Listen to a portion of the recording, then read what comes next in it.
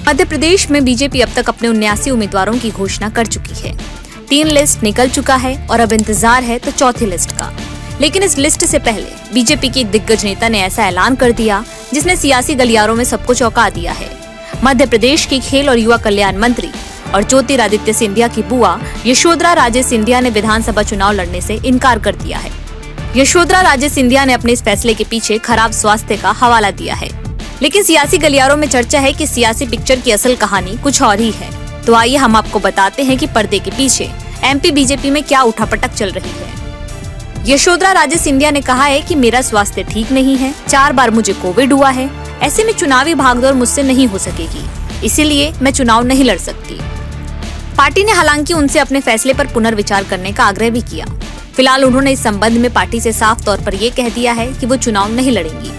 यशोधरा राजे का बयान ऐसे समय में आया है जब कुछ दिन पहले ही यशोधरा ने कहा था कि वो शिवपुरी छोड़कर कहीं नहीं जाएंगी। ऐसे में अचानक से अब उनके फैसले को लेकर अलग अलग चर्चाएं शुरू हो गई हैं।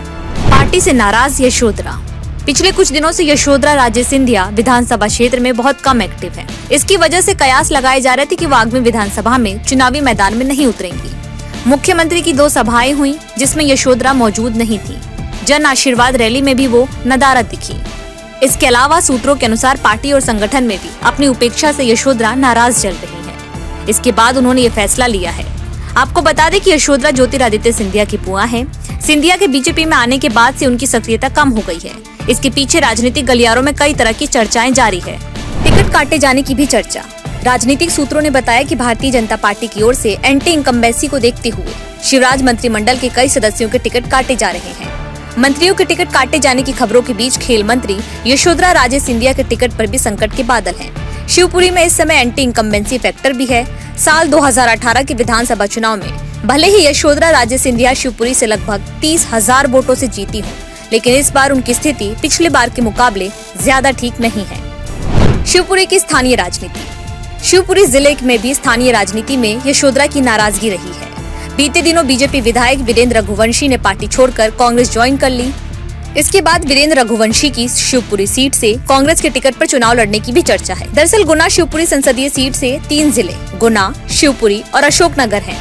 इन तीनों जिलों में कुल 12 विधानसभा सीटें हैं, जिनमें से 9 पर बीजेपी और 3 पर कांग्रेस का कब्जा है। लेकिन बीते दिनों जिस तरीके से सियासी उलटपुलट हुआ है, उसके बाद माना जा रहा है कि गुना शिवपुरी सीट पर सिंधिया परिवार का दबदबा कुछ कम और कमजोर हुआ है।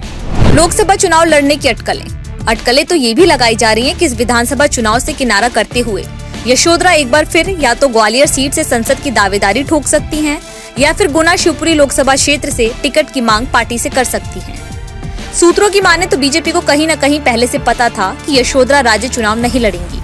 माना जा रहा है कि शिवपुरी के साथ साथ आसपास की विधानसभाओं पर असर रखने के लिए ज्योतिरादित्य सिंधिया को चुनावी मैदान में उतारा जा सकता है। केंद्रीय मंत्री को चुनावी मैदान में उतारकर पार्टी सबको चौंका सकती है। इन अटकलों में कितनी सच्चाई है फिलहाल ये नहीं कहा जा सकता, मगर इस सीट पर सिंधिया या उनके समर्थकों को ही चुनाव लड़ने का मौका मिलेगा।